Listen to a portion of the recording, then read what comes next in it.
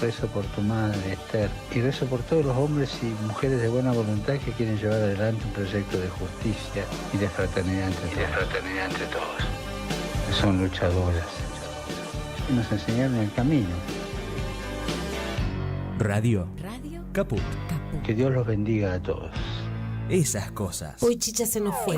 En Caput Ana María Cariaga, pero quizás no sobrevuele con su alma de abuela guerrera. pasan cosas. Para darte a vos, Clara Anaí, esos abrazos tejidos y abrigados. El zapabón. Decir que es merecido es poquito, no hay palabras para describir a Chicha. María Victoria. Con nosotros los nietos era sumamente cálida. Yo no me puedo olvidar de los regalitos que nos traía también a nosotros. Eve de Bonafini. Para mí fue una hermana, una amiga, una compañera. No sé por qué la vida nos juntó, pero nos pusimos de acuerdo en muchas cosas. Juan Martín Ramos Padilla. Esa placa que vamos a descubrir con el nombre de Chicha Mariani no es algo decorativo, pero es la asunción de un compromiso de defender las causas populares.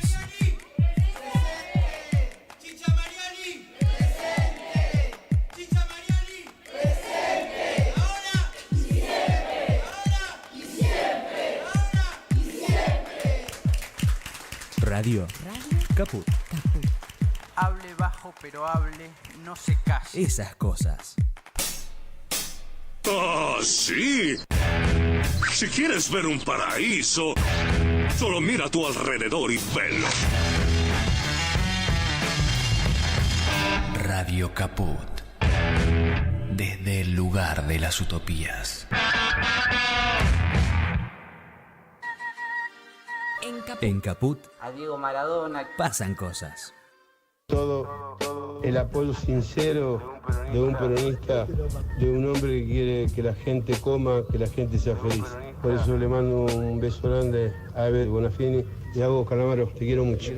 Muchas gracias por compartir el Santuario de las Madres.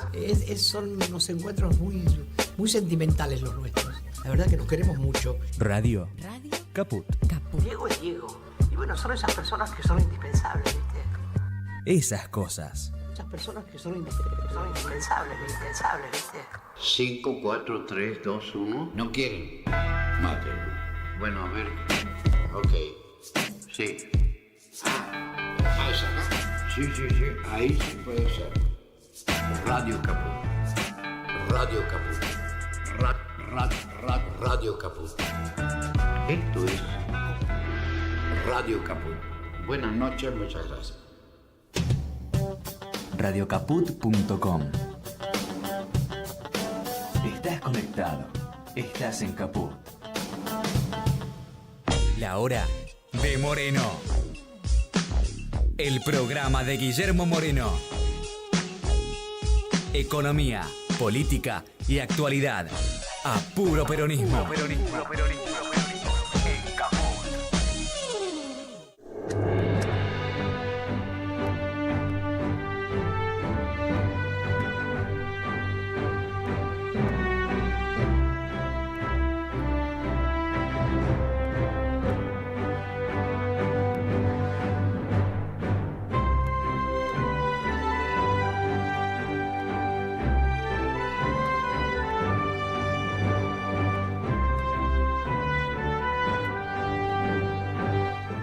Fin viernes. ¿Y a quién tenemos hoy en el programa? Bea, después de tanto tiempo, qué bueno verte. Muchas gracias acá acompañando. Acá al pie de cañón, mientras compañeras y compañeros, Guillermo Horacio Valdés, Mariano Recalde, están en el Sindicato del Vidrio. Y la Pimpi. Y Pimpi también. Así que ahí están y nosotras, bueno, nos complementamos. Es así. ¿Sobre qué hablan ellos en el acto? ¿Sobre peronismo o Milei? En la capital. En la capital. Así que vamos por la capital también. Vamos con todo.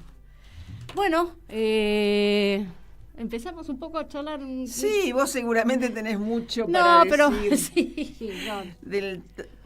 Y ahora que viste que un segundo dice que Trump es muy peronista, ¿viste? ¿Viste? No, sí, así que bueno, tenés mucho. En Estados Unidos están diciendo que Trump es el peligro del peronismo en Estados Unidos. Exactamente, el peligro. Ha llegado a Estados Unidos. A ver si llega la distribución del ingreso del peronismo. Por favor, además, por las propias voces de ellos, ¿no? Cuando hablamos de que el peronismo va a ser una doctrina universal. Exacto. Caramba, Evita Capital. Sí, lo están diciendo ellos mismos, no nosotros. Bueno, sí, no están es un diciendo tema ellos, menor. Están como asustados. Y no quieren, no quieren peronismo. No. Y no, porque hay que generar trabajo, la dignidad del trabajo. Sí. La distribución del ingreso. Y después de que además, viste que se preocupó por el tema de medicamentos. Trump. Claro, y salud para todos. Sí. Entonces, ¿cómo haces? Accesibilidad a los medicamentos, digamos. Así que bueno, aguante Trump en ese caso, no sé. En ese caso aguante Trump, Además, bueno, está con el tema esto de los aranceles. Dicen que nunca, en 100 años, los impuestos a la exportación fueron tan altos. ¿A la exportación o a la importación? A la importación, perdón, sí. Y sí. Nunca fueron tan altos. Bueno, así que... En realidad, no sé si vas a empezar. Tranquila, por lo internacional, no. La verdad es que en realidad también es bastante engañoso decir eso. Porque sin ninguna duda está aplicando aranceles altos, en vivo y en directo, y digamos, explícitos. Sí. Pero en realidad hay una cuestión muy interesante que tiene que ver con Estados Unidos, la Unión Europea y Japón y la Argentina, y cómo quedamos diferenciados. Cuando se consolida la OMC, la Organización Mundial de Comercio, después de que había... Cuando nos hacen juicio.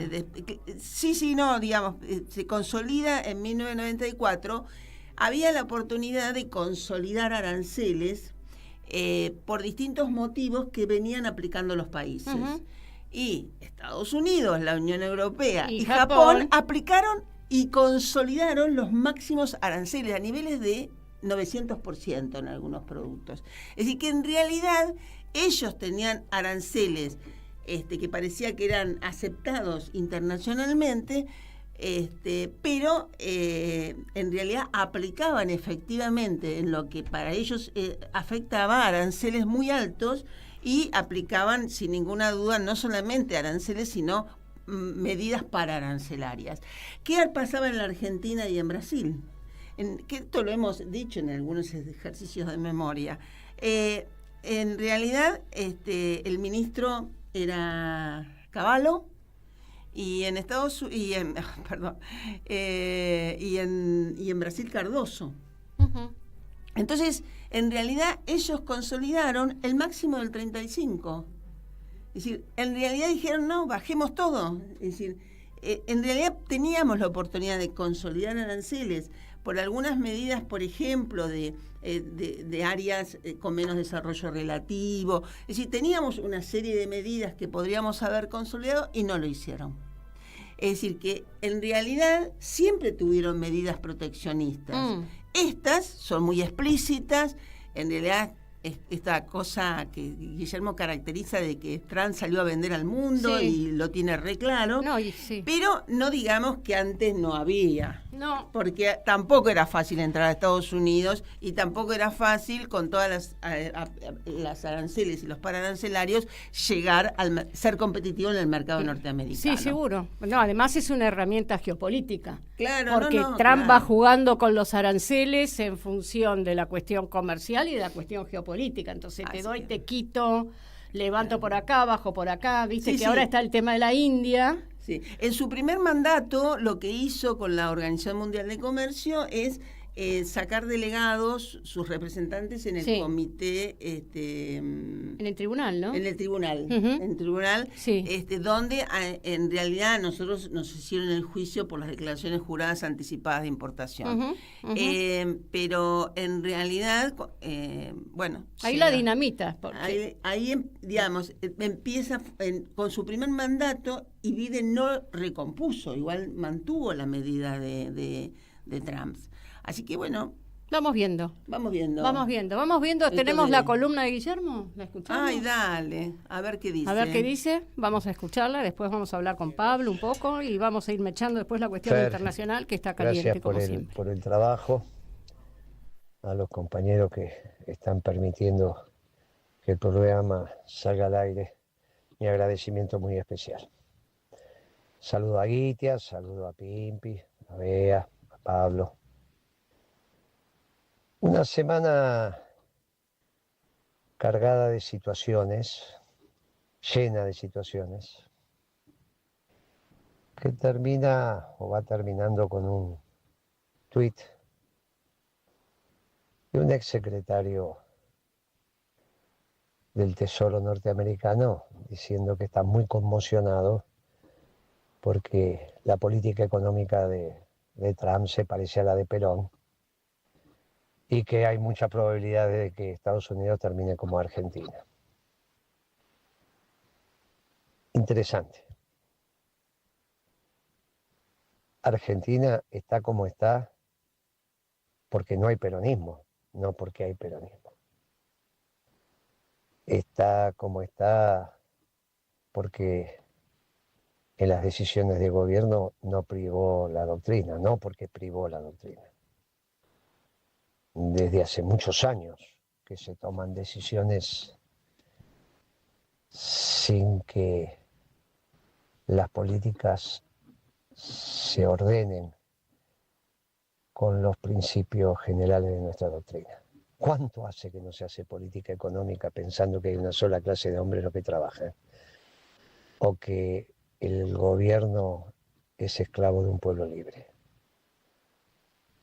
O que todo aquello que pueda generar el sector privado construyendo valor, que lo haga el sector privado construyendo valor. Valor en términos económicos. Mucho. Mucho. El Perón que se especializa en economía es el del 52 al 55, cuando las cosas se empiezan a poner bravas. Por eso lo del Congreso de la Productividad y el Bienestar Social. Muy importante, cómo Perón resuelve el diferencial de productividad que empieza a tener la economía argentina vis a vis la recuperación de las economías europeas en la posguerra. Muy interesante. Y eso fue una de las opciones, ese Congreso.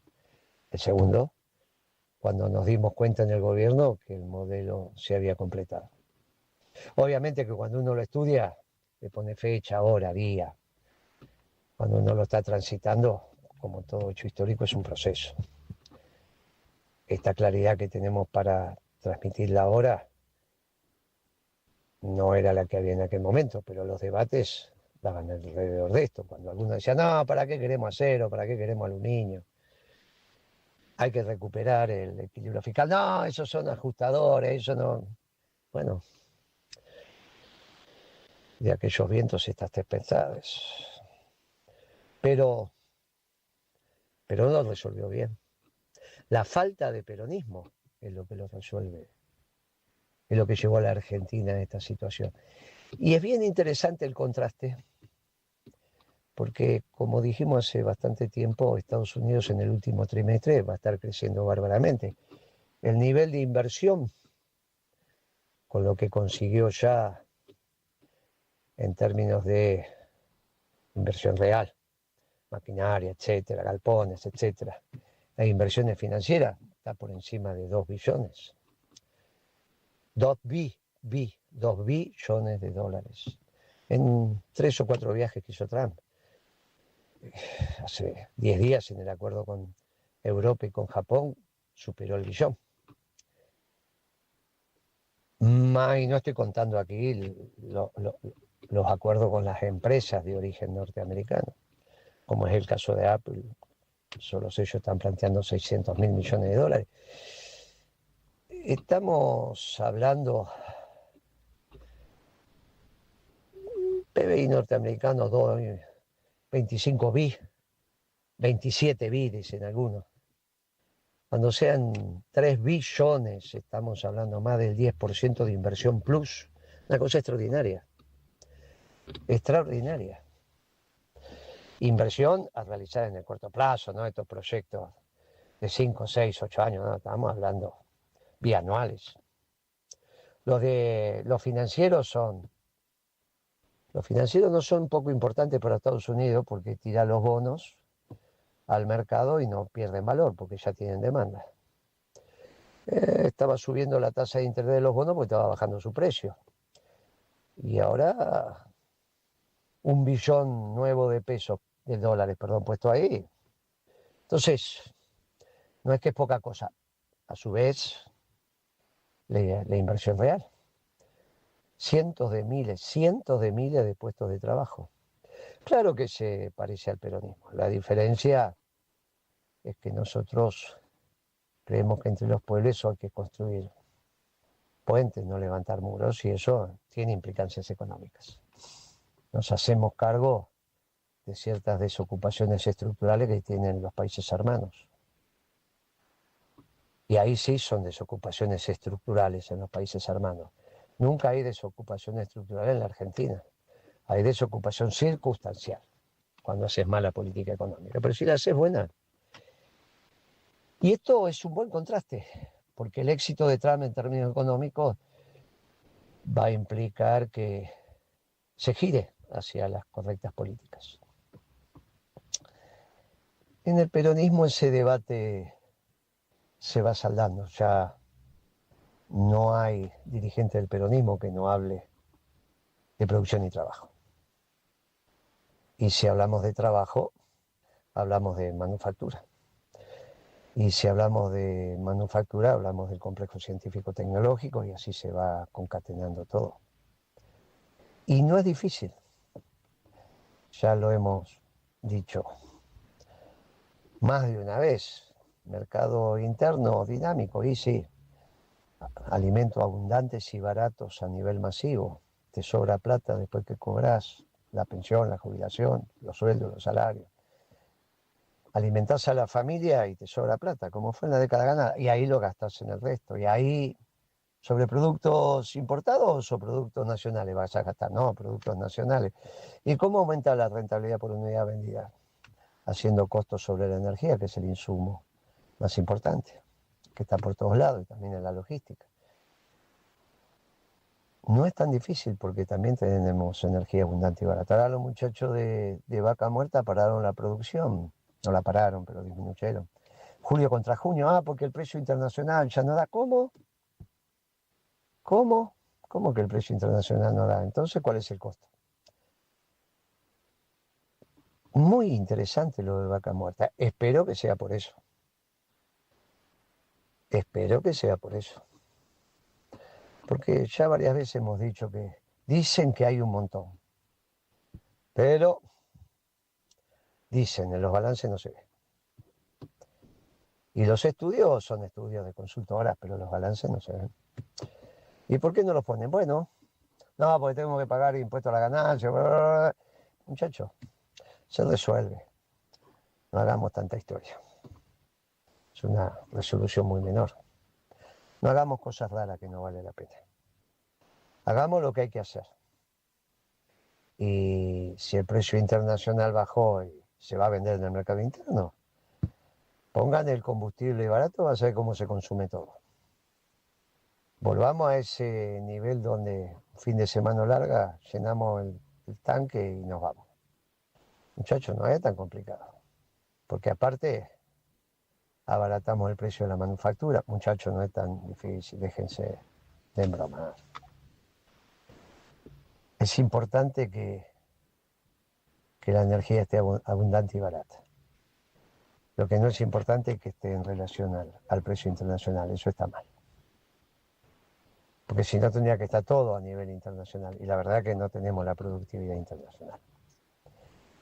Y entonces la tecnología conveniente en función de las necesidades del país. Y esto está hablando del peronismo, esto está hablando del peronismo. Está garantizado, bueno, el debate va a continuar. Pero a nivel dirigente, la cosa está saldada. Y a nivel dirigente, como dijimos el viernes pasado, apareció el esquema de los gobernadores. Por ahora 5. El sexto y el séptimo era Capital y Buenos Aires, provincia. Bueno, veremos cómo evoluciona. Tácticamente le conviene al peronismo, sin ninguna duda, porque quita votos que ellos estaban sumando. Estratégicamente y es un lío. Es el plan B de Milei. Dejo lo que está bien, quito lo que está mal. ¿Qué está mal? El tipo de cambio. No, pero si quitas el tipo de cambio y no haces compensaciones, haces pedazos los ingresos populares. Lo de Milei, sí, económicamente está terminado. Y políticamente, y también, muchachos, sí, si no hay reproducción ampliada del capital, si no hay tasa de ganancia en ningún sector, no funciona el sistema capitalista y no funciona la administración de ese sistema que es la política, al menos dentro del sistema. Y entonces esto está terminado. Y entonces la hermana Karina en algún momento va a ir y le va a decir, Javo, ya está. Hasta acá llegamos. Es la única que lo puede decir. La única. Como aquel senador que le fue a decir a De la Rúa, hasta acá llegamos. Y De la Rúa renunció. Bueno, acá también. ¿Quién se lo va a decir? La hermana. Y después sigue la vicepresidenta. Puede gobernar y si tiene la quiescencia de la Asamblea Legislativa, si le pide los votos a la Asamblea Legislativa, hace un gabinete de unidad nacional y bueno, por ahí lo consigue. Y si no también se tiene que ir porque no tiene los votos. Tiene legalidad pero no tiene legitimidad. Y entonces la cosa está tan clara que no es necesario incentivar palabrotas sobre la familia o sobre la vicepresidenta. Lo que hay que explicarle es que no tiene legitimidad para continuar lo de Javier, que llame a la Asamblea Legislativa. Si la Asamblea Legislativa le da los votos, ya es otra discusión. Pero para eso va a tener que hacer un gabinete que resuelva los problemas macroeconómicos que tenemos. Guarda que resolver los problemas macroeconómicos, los que ya dejó Macri, los que agudizó Alberto y los que ahora está llevando al progresismo, muchachos, muchos van a quedar piel y hueso. Así que un gobierno de transición que resuelva esto a los Duhalde es una solución. Es una solución. Y ahí se prepara unas buenas elecciones, tranquilas, bien, con la campaña, con las propuestas. Pero claro, hay que preparar ese gobierno. Llega el momento de ser inteligente. Las elecciones, no, el peronismo gana, tranquilo. El peronismo gana. Un fuerte abrazo, buen fin de semana. Un fuerte abrazo bien peronista para todos los compañeros. Muy bien, muy bueno. Bueno, gracias Guillermo por la columna. Después vamos a escuchar también la columna que mandó Pimpi, que estuvo al pie de cañón todos estos días, ¿viste? Sí. Tremendo. Y Pablo, ¿estás ahí? ¿Qué tal? ¿Cómo andan? Bien, ¿y vos? ¿Me escuchan bien? Perfecto. Sí, te escuchamos muy bien. Bueno, un gusto verte, Beatriz. Gracias. Qué bárbaro, después de un tiempo, ¿no? Bueno, pero somos un montón. Lo que pasa es que hay mucha opinión acá y está muy bien. Así que algunos nos podemos tomar algunas licencias. Pero estamos. Bueno, vos sabés que el gobierno se metió en un juego totalmente peligroso, que es este juego de arbitrar el tipo de cambio con las tasas de interés. Vos sabés que este juego lo han practicado muchos gobiernos, no es patrimonio exclusivo de los libertarios. Siempre cuando hubo problemas de disparada del tipo de cambio, los gobiernos recurrían a aumentar la tasa de interés como una manera de que la gente, el sistema financiero, se quede en pesos. Ahora, es muy interesante ver, y vos que tenés memoria, siempre que se recurrió a este juego, hubo siempre un claro ganador, que fue el tipo de cambio. Porque las tasas de interés, cuando se disparan, te pueden demorar un rato, pero no las podés sostener indefinidamente. Lo que ha hecho el gobierno libertario es realmente digno de dimensión. Ha subido las tasas de una manera descomunal. Y la ha subido para lograr un efecto, si se quiere, pequeño en el tipo de cambio, porque la devaluación del tipo de cambio, del dólar, ha sido muy pequeña. No sirve, digamos, cuando uno habla del atraso, del tipo de cambio, de la apreciación cambiaria, esto es apenas una cosquilla. Sin embargo, la tasa de interés al nivel que la pusieron no es cosquilla. Es claramente, tiene un nivel claramente destructivo. Destructivo para el sector privado, para las empresas y para las familias. Muchas familias se venían financiando su comida con cuotas. Imaginemos lo que va a pasar ahora con este aumento de la tasa de interés. Y no digamos nada de las empresas, que ya venían arrastrando una situación deplorable. Este aumento de tasa de interés las va a castigar todavía más. Pero el gran perjudicado, y esto obviamente va a estar guardado bajo llave por el tándem Milei-Caputo, ha sido el propio gobierno. Porque el gran deudor de la economía nacional es el gobierno en este invento libertario. Claro, no lo van a decir, pero este aumento de la tasa de interés le puede llevar a costar 3, 4, 5 puntos del PBI. Y fíjese que por un lado estamos discutiendo 0,5, 0,7, y acá van a tener que pagar 5 puntos más por intereses. Una situación realmente muy complicada, yo diría casi terminal, porque hay que ver si el tipo de cambio aguanta, si este esquema que ha construido a las apuradas del gobierno, este esquema se sostiene si las tasas de interés bajan. Y por último, recordemos que este mes la tesorería tiene que rolear, tiene que ejecutar una deuda de 34 billones. Recordemos el mes pasado, cuando buscó refinanciar 11 billones, el lío que se armó. ¿Por qué? Y porque el sector privado le aceptó nada más que 9. Bueno, vamos a ver qué pasa con los 34 billones. ¿Le aceptarán los 34?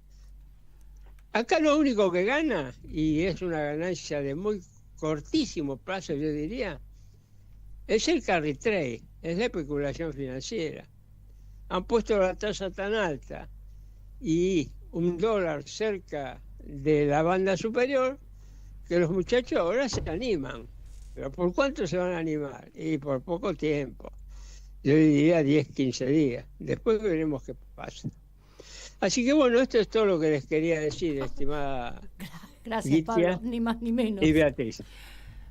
Sí, si me permitís, porque cuando vos hablás, además con esa claridad docente y esa que tenés, contundencia. Sí, cuando hablas de las tasas, y lo mencionaste, pero realmente me parece que hay que resaltar, está profundizando la depresión económica, porque como vos decís, las empresas no tienen para financiarse, más allá de lo que está ocurriendo con todas las familias que están endeudadas y que cada vez van a poder consumir menos, porque cada vez esa deuda también les saca lo poco que tienen. Entonces, así es. Entonces, realmente es una cosa que me parece que hay que realmente resaltar, reiterar, y bueno. Y en esto hubo también un día muy particular, cuando vos hablás de realmente que en realidad esto lo único que alienta es la especulación, que fue cuando cerraron el 31 de julio el dólar futuro. Que vos lo mencionaste, estuviste en las distintas columnas, ya lo dijiste, pareciera que quedó como ya, son todo el tiempo a nuevos acontecimientos que pareciera que los otros no es que perdieron relevancia, realmente ese día hubo muy pocos que ganaron mucha plata. y que la pagó el Estado argentino.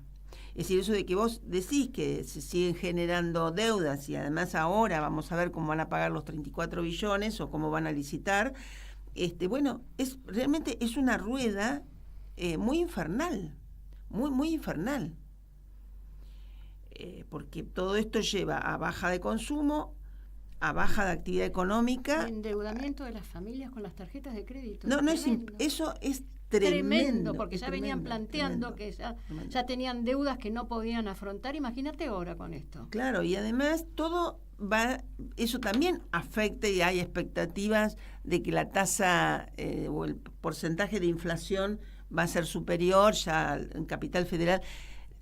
La verdad que los que tienen que pagar alquiler indexado por este IPC, más allá de que lo tengan como con una metodología bastante particular, no vamos a meternos exactamente en ese tema, pero todo encadena una situación realmente muy dramática para las familias, muy dramática. Porque esos empresarios que no están asfixiados también van a generar más desocupación. El nivel de desocupación ya es tremendo. Entonces, bueno, ya los salarios además nunca van acompañando esta inflación que ni siquiera la que declara el instituto. No, para nada, ni tampoco digamos los salarios de los trabajadores pasivos, digamos, los ni hablar, y pensionados. Y ahora, digamos, él se agudiza con el tema de las pensiones por discapacidad, incapacidad. No, es una cosa que es impresionante. Tremendo.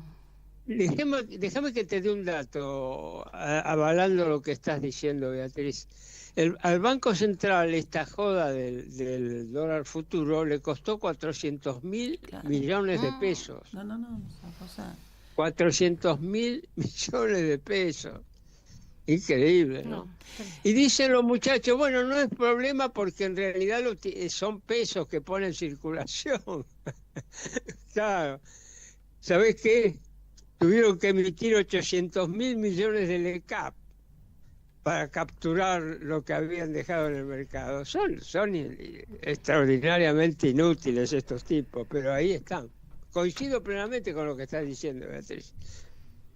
Inútiles, crueles y yo te diría que homicidas también. No, sí, realmente, bueno, como todos los acontecimientos es como que es muy, muy impactante esto que Guillermo estuvo aclarando, que la gente no se muere en la calle, como si hubiese cadáveres,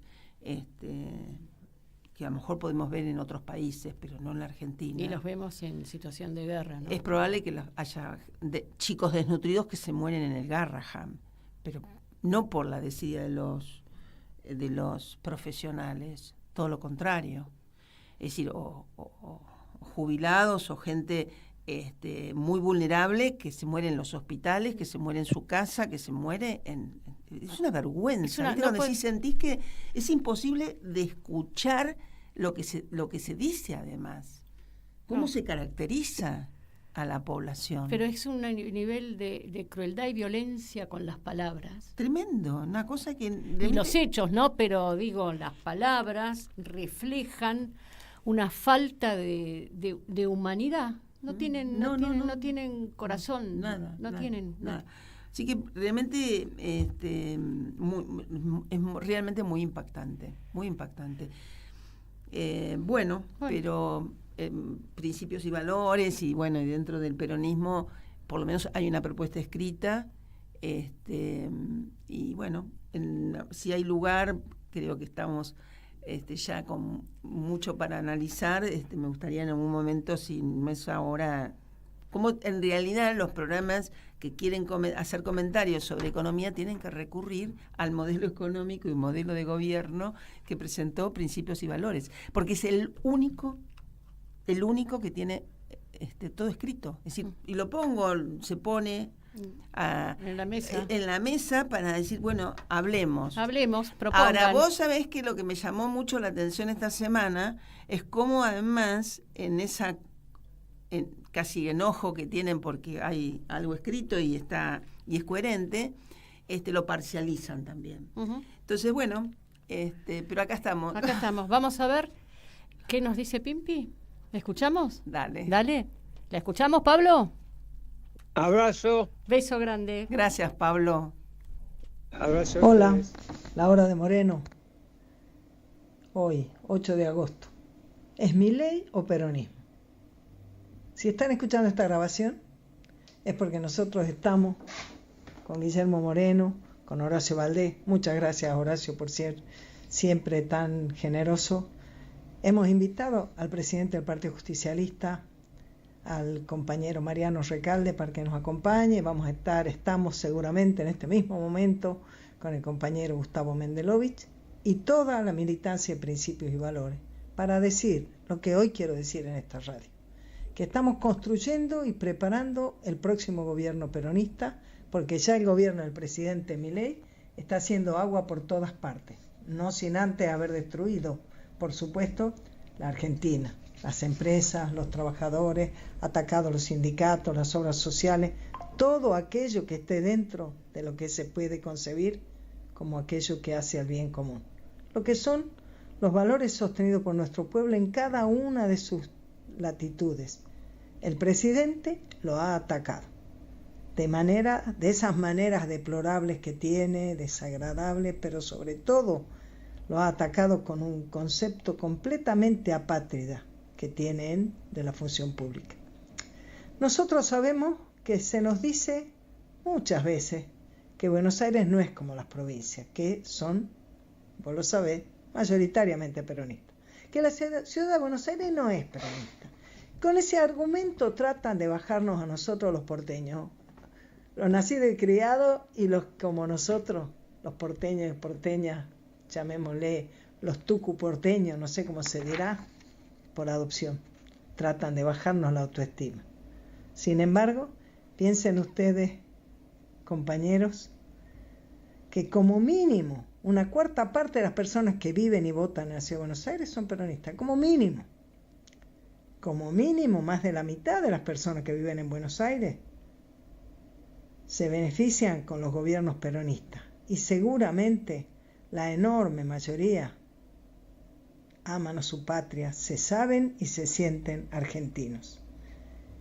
Y todos, les digo, la totalidad de los que vivimos y votamos en la Ciudad de Buenos Aires, merecemos tener una oferta electoral que responda a las necesidades de la patria, que satisfaga la necesidad de volver a tener trabajo, de recuperar la dignidad del ingreso, de volver a atender la mesa familiar como con esfuerzo nuestras amas de casa lo hacen, nuestras madres de familia, para que haya una perspectiva, un presente y un futuro para nuestros chicos, para nuestros jóvenes, un reconocimiento y un agradecimiento a nuestros adultos mayores, el respeto y el acompañamiento a los compañeros de vida.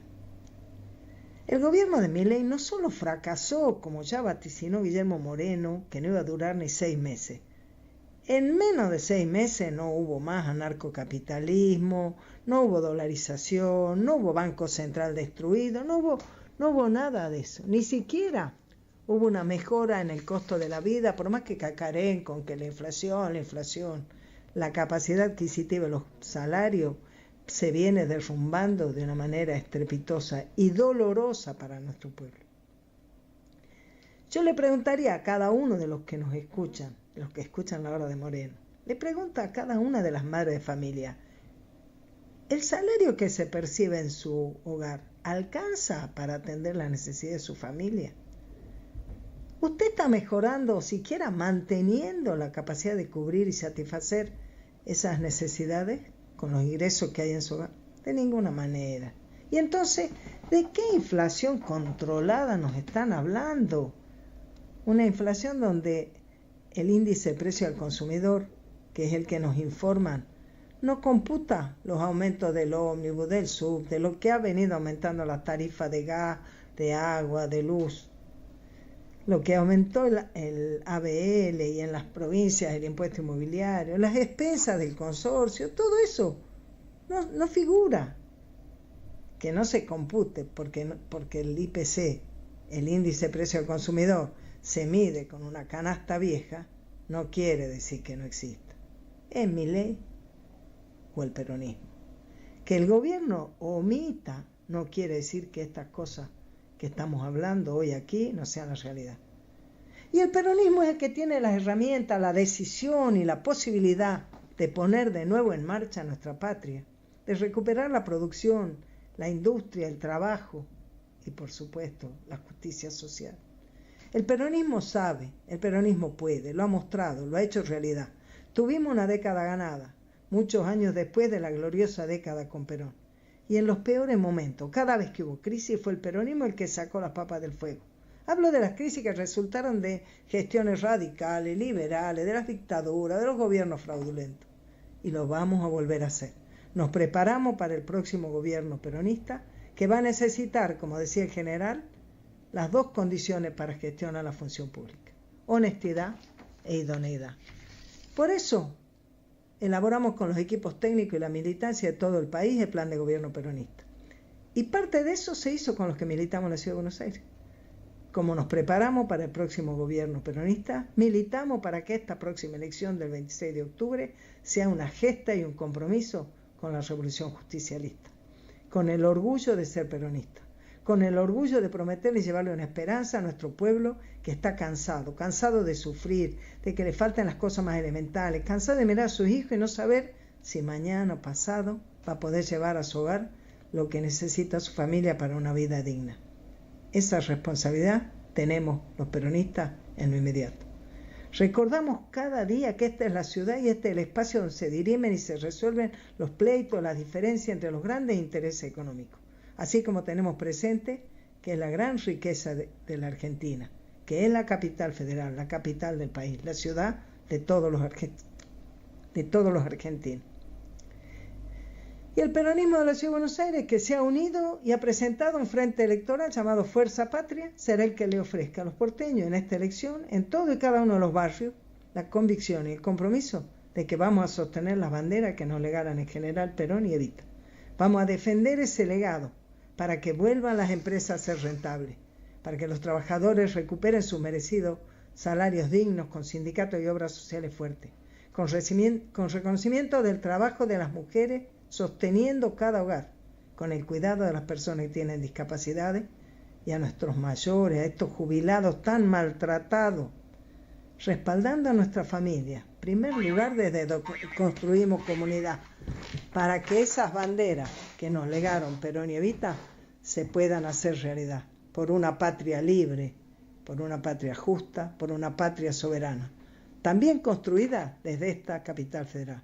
Se trata, otra vez te digo, de Milei o peronismo. Bueno, hacia allá vamos del diagnóstico a la acción permanente, digamos. Sí. Hacemos el análisis, caracterizamos la situación, pero desde una actitud de acción y propositiva. Y hacia allá vamos. Conversamos un poquito sobre lo que pasó en el mundo. Queda poco tiempo para el cierre del programa. Ya llegaron los compañeros que nos siguen.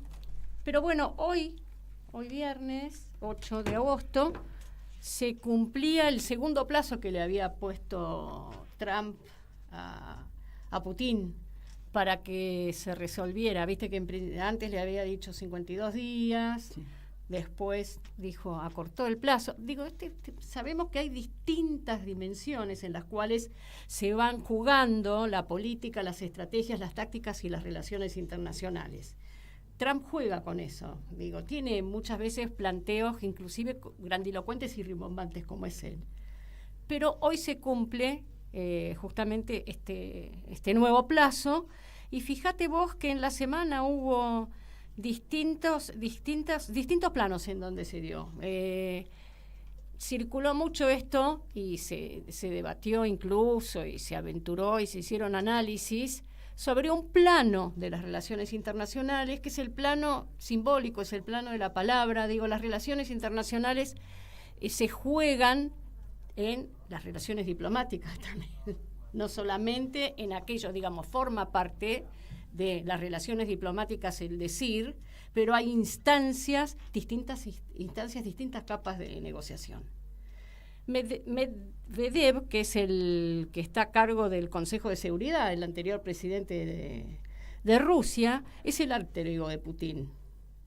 Entonces ese es el que levanta siempre la puesta en el plano del discurso, la toma Trump y la levanta, y planteó que ya Estados Unidos estaba desplazando submarinos nucleares al Mediterráneo. Salió todo el mundo, digamos. Que en realidad hay que ver si ya estaban los submarinos nucleares, que forma parte del despliegue que hace Estados Unidos y hacen otros países en los mares, ¿no? Porque hay que controlar y dominar los mares. Así que, digamos, mientras estaba esta instancia, que hasta parece fuegos de artificio, se cumplía el plazo y en realidad la noticia importante, ¿cuál es? ¿Y qué se estaba negociando en otro plano y tras cartón? Este encuentro entre Trump y Putin.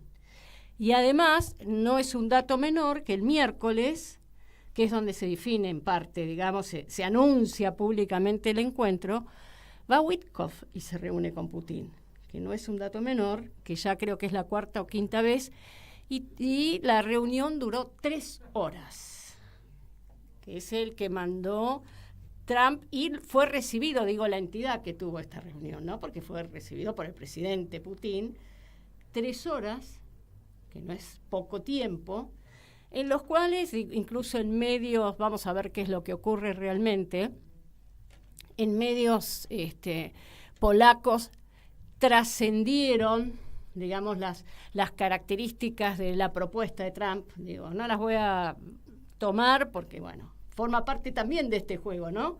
Dónde tiramos los trascendidos, cómo se hacen eco de los trascendidos, y en realidad, después vamos a ver que aparece cuando vamos sacando las capas de las cebollas. Pero entre los trascendidos hubo algo interesante que tiene que ver todo esto que ocurre con lo que venimos planteando nosotros.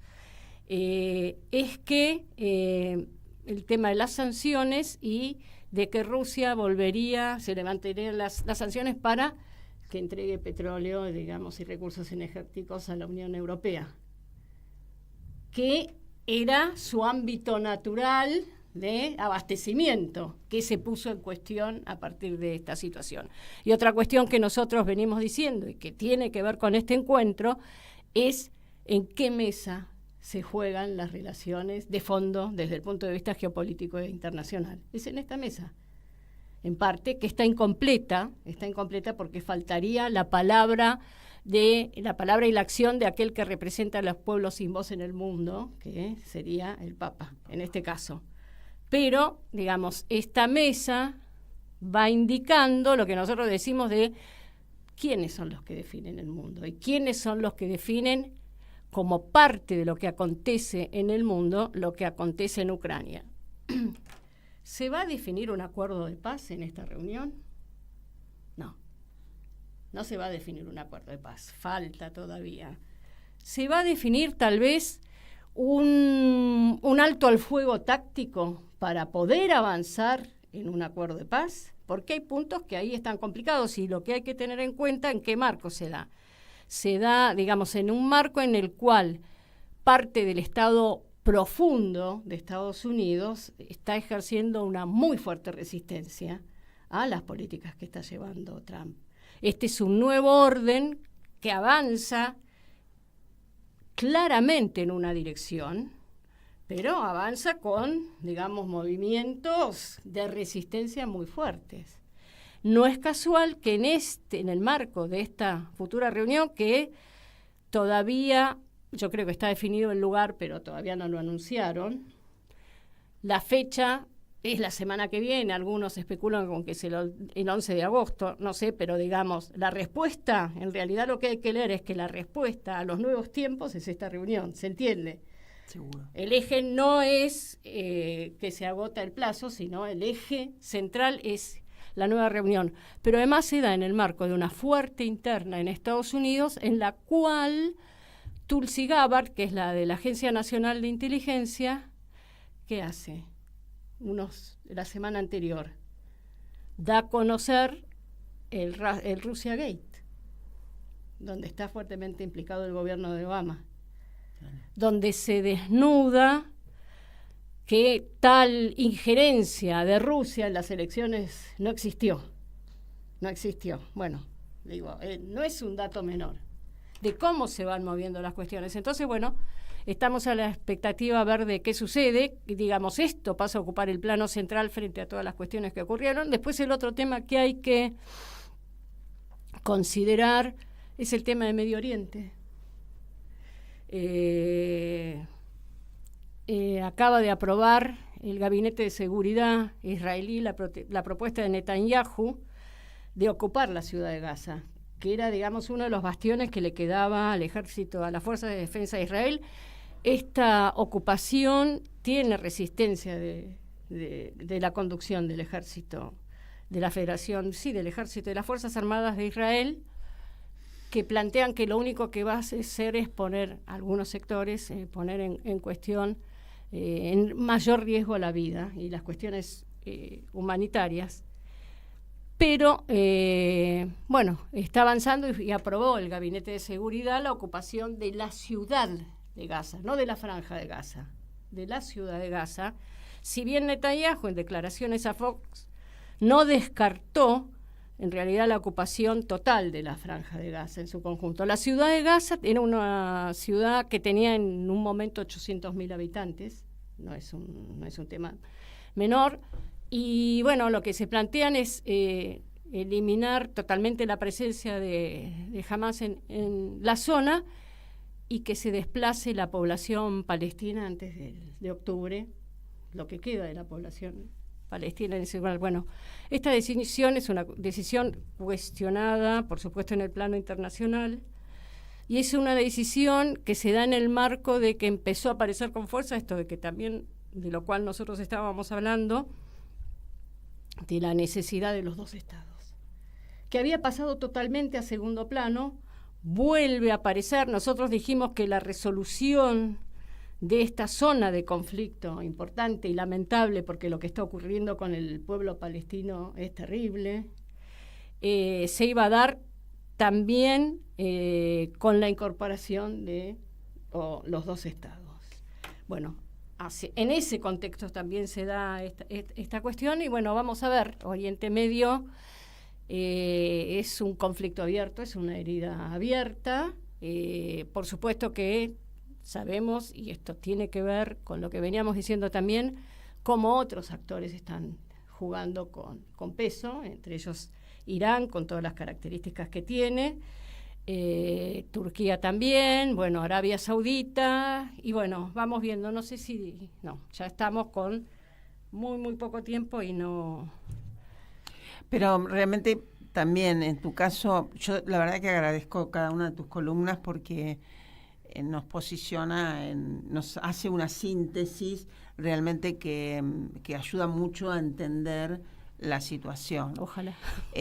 Pero también en este caso, lo tremendo es que tenemos un presidente que mira para otro lado, digamos. No es, digamos, no es coherente con la situación que vos relatás, en el posicionamiento que tiene que tener Argentina frente al mundo. No, y ni siquiera, digamos, Atlántico Sur, Malvinas, apoya, no lee, apoya a Ucrania, apoya incondicionalmente a Israel, que va a ser un actor de peso, como digamos, pero no con el peso que tenía en el viejo orden internacional. Claro. Ahora tiene que convivir con otros actores que están surgiendo con sus características, que se están disputando áreas de influencias en lo que nosotros llamamos Occidente ampliado. O sea, lo que hace el gobierno de Milei desde todo punto de vista es ponernos en riesgo soberano en el plano internacional y acabando con la población y con el pueblo argentino en el plano nacional. Así que... Sí, en realidad... Encima, digamos, tenemos unos cancilleres o excancilleres Me encantó. Que lo caracterizaron Al Jazeera, con contundencia. Que es una agencia que está en Qatar, sí. En realidad, la Mondino, que no es que yo la aprecie, de tu devoción, ni mío para tampoco. nada, pero en este marco de que estamos diciendo, precisamente donde está tan mal posicionado, bueno, también estuvo mal posicionado cuando ella era canciller, pero ahora ella lo caracterizó de manera muy fuerte y contundente, ¿no? Sí, lo dejamos con esas O palabras. es muy poco inteligente o es corrupto, dijo, y la traducción que fue de la mano era así, o es estúpido o es corrupto, era la traducción aparentemente. Así que bueno, la verdad yo lo que tengo que hacer es agradecerte, y además lo que me llama, digamos, la verdad que a veces la unidad de criterio que hubo en todas las columnas, ¿no? Eso es lo que me parece que nos hace muy flexibles cuando tenemos que exponernos. Pero tenemos unidad de criterio en todos los análisis, Sí, de distinto lugar, desde distintas dimensiones. Porque, ya empezamos nosotros, después Guillermo justo parecía que enganchaba con lo mismo, Bueno. y así, y Pablo ni hablar, vos, es decir, digamos, la verdad que estamos orgullosos. Nosotros, pero ¿no será que venimos, digamos, analizando y trabajando claro, son hace muchos años? son muchos años de son trabajar, muchos años. Son muchos años de trabajar conjuntamente. Y de estudiar. Porque si no no estudiamos, si no nos actualizamos... Es decir, si vos no estudiás, a mí la clase se me hace difícil, así que me la facilitas mucho. No, bueno. Con tu lo análisis mismo internacional. me facilitan ustedes el análisis sí, económico. la comprensión desde el punto de vista económico, porque esa es la idea, digamos, facilitarnos para poder comprender este mundo y esta realidad.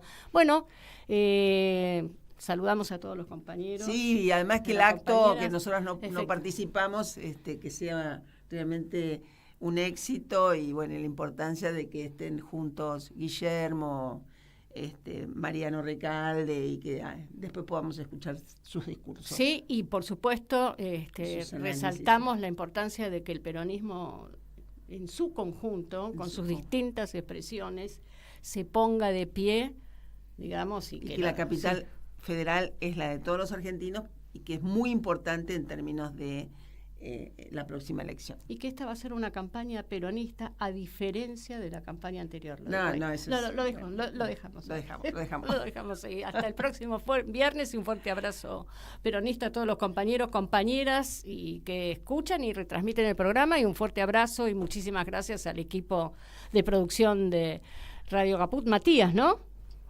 Martín, bueno, con M por ahí le arrimé el bochín, Martín. Y a Fernando Morgaray. Fernando, siempre. Como siempre. Siempre. Bueno, muchas gracias. Gracias.